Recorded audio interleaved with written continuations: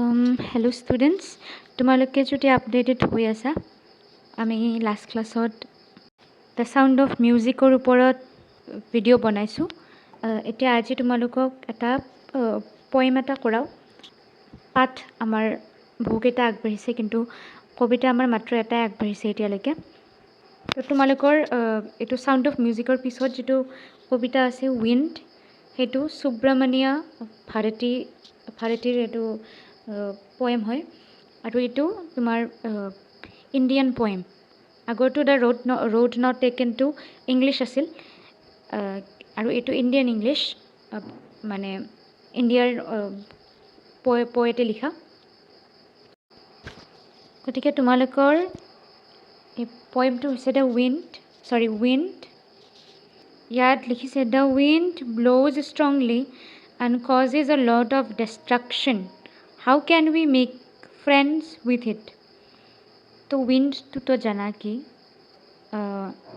বতাহ ঠিক আছে আৰু এই বতাহে যেতিয়া বহুত বেছি হয় তেতিয়া কি হয় ডিষ্ট্ৰাকশ্যন হয় ধ্বংস হয় চাৰিওফালে কিন্তু এই বতাহটোৰ লগত ধুমুহাৰ লগত আমি কেনেকৈ বন্ধুত্ব কৰিব পাৰোঁ প্ৰথম লাইনত কৈছে উইণ্ড কাম ছফলি যে বতাহটোক মানে ইয়াক তোমাৰ পাৰ্চনিফাই কৰা বুলি কয় ইংলিছত কবিতাত তোমাৰ পাৰ্চনিফিকেশ্যন বুলি এটা বস্তু আছে যিবোৰ মানে তোমাৰ নিৰ্জীৱ যিবোৰ বস্তু আছে বতাহটোত জীৱ নাই গতিকে এইটো নিৰ্জীৱ সেই নিৰ্জীৱ বস্তুবোৰক মানুহৰ নিচিনা বা জীৱিত বস্তুৰ নিচিনা মানে গুণ দিয়ে যে বতাহক যেতিয়া কৈছে যে বতাহ কাম আহা তাৰমানে কবিয়ে প্ৰত্যক্ষভাৱে ডিৰেক্টলি বতাহৰ লগত কথা পাতি আছে ঠিক আছে আৰু বতাহৰ লগত কথা পতাৰ লগে লগে বতাহে মানে জীৱিত ৰূপটো পালে ইমান গভীৰত যাব নালাগে তোমালোকে তথাপিও জানিবৰ কাৰণে কৈ থৈছোঁ যে উইণ্ড বতাহ কাম ছফলি তুমি লাহে আহা মৃদুভাৱে আহা don't break the shutters of the window' খিৰিকীৰ যাতে পাত্তিবোৰ ভাঙি নাযায় খিৰিকীৰ পাত্তিবোৰ নাভাঙিবা ডোণ্ট স্কেটাৰ দ্য পেপাৰবোৰ চিটিপিটিৰ কৰি নেপেলাবা চিটিপিটিৰ কৰি ইফালে ইফালে দলিয়াই নেপেলাবা don't throw' down the books on the shelf কিতাপবোৰ যিবোৰ আলমাৰীত থোৱা থাকে সেই আলমাৰীত থোৱা কিতাপবোৰ সেইবোৰ তলত পেলাই নিদিবা there look what you did you threw them all down তাত চোৱা কি কৰিছা তুমি you threw them all down তুমি আটাইবোৰ পেলাই দিছা you tore the pages of the books তুমি কিতাপৰ যিবোৰ পাত আছে সেই পাতবোৰ তুমি ছিঙি পেলাইছা যে ইয়াত মানে বতাহৰ ভায়লেণ্ট ফৰ্মটোৰ লগত কথা পাতি আছে কবিয়ে বতাহৰ যিটো ভয়ংকৰ যিটো ৰূপ সেই ৰূপটোৰ লগত কথা পাতি আছে কবিয়ে তেওঁ কৈছে যে চোৱা ইয়াত তুমি কি কৰিছা চব তলত পেলাই দিছা কিতাপৰ পাতবোৰ ছিঙি পেলাইছা ইউ ব্ৰট ৰেইন এগেইন তুমি নিজেতো আহিছা লগত তুমি বৰষুণো লৈ আহিছা you are very clever at poking fun at weaklings তুমি মানে বহুত বেছি মানে বুদ্ধিয়ক হয় এনেকুৱা ক্ষেত্ৰত যে মানে তুমি যেতিয়া দুৰ্বল মানুহ এজনক বা দুৰ্বল জীৱ এটাক যেতিয়া তুমি ঠাট্টা কৰিব খোজা সেইখিনি সময়ত তুমি একদম বুদ্ধিয়ক আৰু গছ গছনি ভাঙি দৰ্জা খিৰিকী ভাঙি দিয়া তেতিয়া দুৰ্বল এই মানুহবোৰে বা জীৱ জন্তুবোৰে দুৰ্বল অনুভৱ কৰে সেই বস্তুটো দেখি তুমি তাহাঁতক ঠাট্টা কৰা ফ্ৰেইল ক্ৰাম্বলিং houses next ফ্ৰেইল crumbling houses, crumbling doors, crumbling rafters, crumbling wood, crumbling bodies, crumbling lives, crumbling hearts. So ইয়াত মানে ধ্বংসৰ তোমাৰ এটা ছবি এটা দাঙি ধৰিছে কবিয়ে তেওঁ কৈছে যে ফ্ৰেইল ক্ৰাম্বলিং হাউচেছ দুৰ্বল ভাঙিব ধৰা ঘৰবোৰ ক্ৰাম্বলিং ডোৰ্ছ ভাঙিব ধৰা দৰ্জা খিৰিকীবোৰ ড'ৰ্ছ দৰ্জাবোৰ, ক্ৰাম্বলিং ৰাফটাৰ্ছ ভাঙিব ধৰা খুঁটি, আমাৰ ওপৰত যিবোৰ ছাদ আছে ছাদক ধৰি ৰখাৰ কাৰণে যিবোৰ খুঁটি থাকে, ক্ৰাম্বলিং ৰাফটাৰ্ছ ভাঙিব ধৰা খুঁটিবোৰ, ক্ৰাম্বলিং উড ভাঙিব ধৰা কাঠ, ক্ৰাম্বলিং বডিজ দুৰ্বল হৈ ভাঙিব লোৱা দেহবোৰ, দেহটো ভাঙি নাযায় কিন্তু আমি কওঁ ন ভাঙি মোৰ দেহটো ভাঙি পৰিছে, মানে অসুস্থ হৈ গৈছে বা দুৰ্বল হৈ গৈছে। ক্ৰাম্বলিং লাইফ ভাঙিব ধৰা জীৱনবোৰ, মানে এই যাওঁ অৱস্থাৰ। ক্ৰাম্বলিং হাৰ্টছ ভাঙি পৰা বা ভাঙিব লোৱা অন্তৰবোৰ, হাৰ্টছ যেতিয়া এইবোৰ ধ্বংসলীলা মানুহে চকুৰ আগত দেখা পায় তেতিয়া কি হয়, দুখ লাগে ন। গতিকে ক্ৰাম্বলিং হাৰ্টছ, এই বতাহে এনেকুৱা এটা পৰিস্থিতিৰ সৃষ্টি কৰিছে যে আটাইবোৰ বস্তু ভাঙি পৰিছে, দুৰ্বল হৈ গৈছে। The wind god winnows and crashes them all, ইয়াত এটা চেঞ্জ হৈছে যদি তুমি দেখিছা।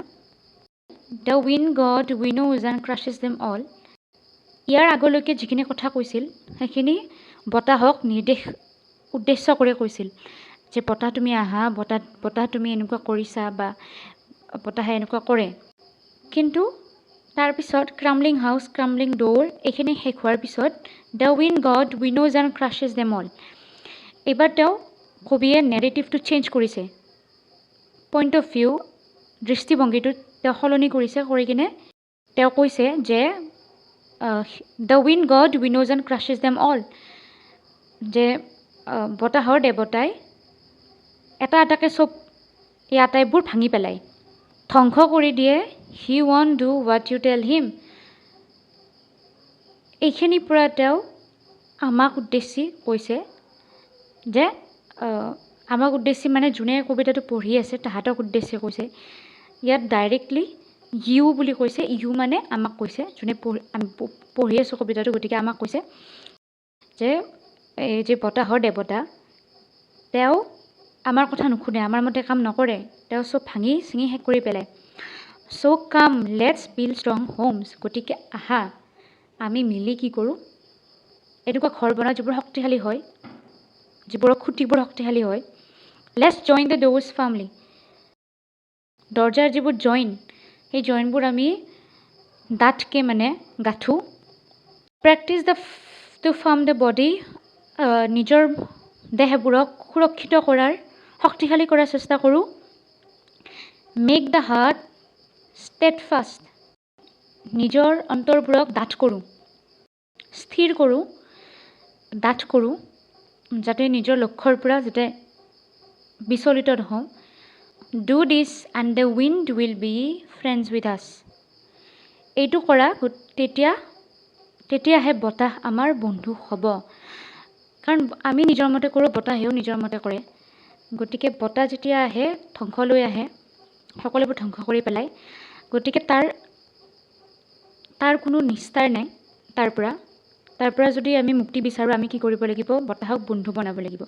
আৰু বতাহক বন্ধু বনাবৰ কাৰণে আমি কি কৰিব লাগিব, বতাহক প্ৰাৰ্থনা কৰি লাভ নাই, বতাহৰ ভগৱানে নিজৰ মতে কাম কৰে। গতিকে আমি কি কৰিব লাগিব, শক্তিশালী সুৰক্ষিত ঘৰ, এটা মাইণ্ডছেট মানসিকতা বনাব লাগিব, ঘৰ বনাব লাগিব, যাতে বতাহে আমাৰ লগত বন্ধুত্ব কৰে। যে the wind blows out weak fires, কৈছে যে বতাহে দুৰ্বল জুইহে নুমায়।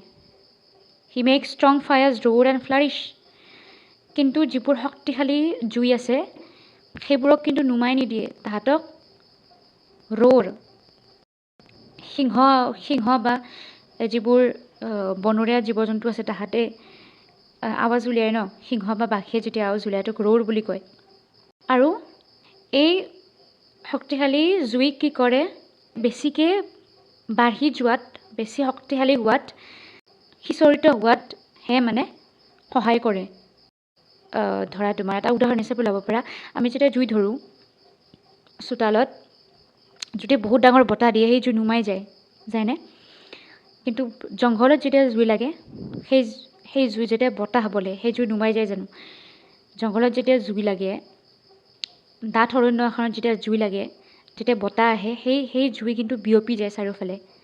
যদি শুকান ঘাঁহ থাকে চাৰিওফালে বিয়পি যায়। গতিকে তুমি যদি নিজৰ শক্তিশালী কৰা বতাহে তোমাক দুৰ্বল নকৰে, তোমাক বেছিকৈ মানে ফ্লাৰিছ কৰাতহে সহায় কৰিব। হিজ ফ্ৰেণ্ডশ্বিপ ইজ গুড, তেওঁৰ বন্ধুত্বটো বহুত ভাল। উই প্ৰেইজ হিম এভৰি ডে, আমি তেওঁক প্ৰত্যেক দিনাই প্ৰশংসা কৰোঁ, প্ৰেইজ কৰোঁ, তেখেতৰ গুণ গাওঁ। ঠিক আছে, গতিকে তুমি যদি বতাহক কণ্ট্ৰল কৰিব নোৱাৰা, তুমি তেওঁক নিজৰ বন্ধু বনোৱা। চ' এইটোৱে কৈছে সুব্ৰমণিয়া ভাৰতী, তেখেতে নিজৰ কবিতাৰ যোগেদি এইখিনি কথা কৈছে। আৰু এইটো আচলতে কবিতাটো তোমাৰ ইয়াত দিছে translated from Tamil by AK Ramanujan. এইটো তামিলত লিখিছিল সুব্ৰমণিয়া ভাৰতীয়ে। AK ৰামানুজনে এইটো তোমাৰ তামিলৰ পৰা ইংলিছত ট্ৰান্সলেট কৰিছে। আৰু ইয়াত সুব্ৰমণিয়া ভাৰতীৰ বিষয়ে কিবা কিবি দিছে ইয়াত, চোৱা। AK ৰামানুজন, AK ৰামানুজনে ট্ৰান্সলেট কৰিছে তামিলৰ পৰা ইংলিছলৈকে।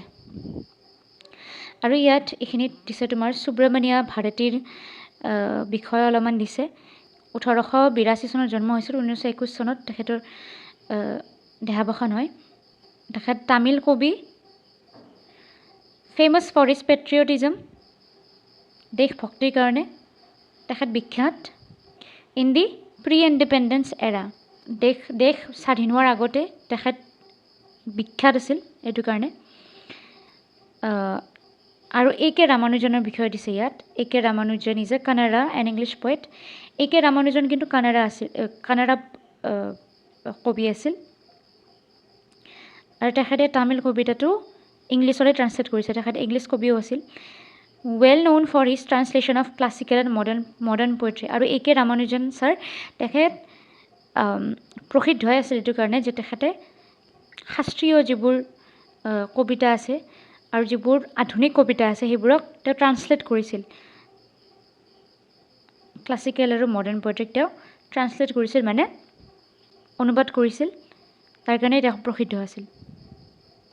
আৰু ইয়াত গ্ল'চাৰী দিছে, ইয়াত মিনিং দিছে। পকিং ফান কি, ৰাফটাৰ কি, উইনো কি। এই poking fun, making fun of, ঠাট্টা কৰা, যিটো অলৰেডি বুজাইছোঁ। Rafters, sloping beams supporting a roof, এইটো কৈছোঁ। Winnow, blow' grain free of chaff, separate grain from husk by blowing on it. এই তোমাৰ ভুচা বুলি কয়, এইটো ভুচি বুলি কয় আমাৰ অসমীয়াত। এই ভুচিৰ পৰা দানাবোৰ কি কৰে, উৰুৱাই নিয়ে।